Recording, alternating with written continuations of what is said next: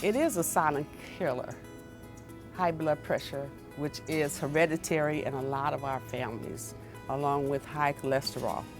And when we don't take it seriously, we suffer, our family members suffer.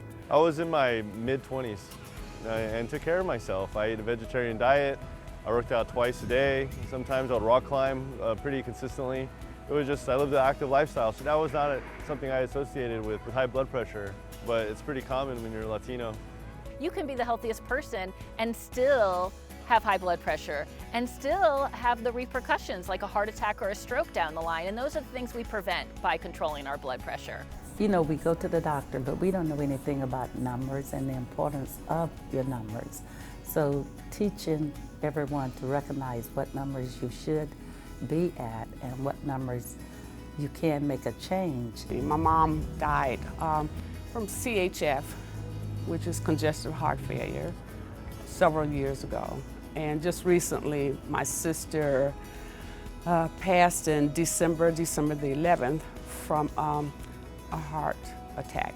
My father suffered from heart disease and died very young at the age of 55 from major complications from his heart disease. 2 years ago, I was diagnosed with high blood pressure, even though I was doing all the right things in my day-to-day life in terms of exercising and eating healthy foods. They told me to go to a doctor immediately. I thought the machine was broken. The nurse thought the machine was broken, so she got a different machine. But it was consistently showing me with over 185 on my blood pressure. My mom died from heart problems and my aunt. So two of her sisters and herself.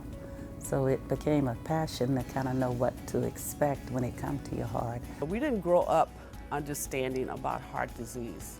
We didn't have that knowledge. Didn't ask, didn't think to ask.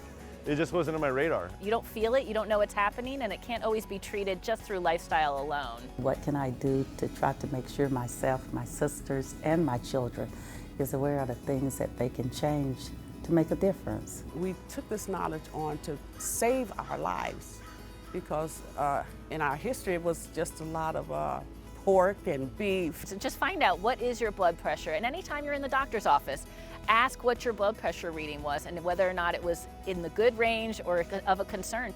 Just want to be here for someone. I think one of the things we did at the first meeting was decide who you want to be here for. And sometimes it might be just for yourself. I could have been one of those people that you heard about that went to go run a couple miles or did some other form of exercise and died of a heart attack. And now I get to enjoy the fact that I am a father.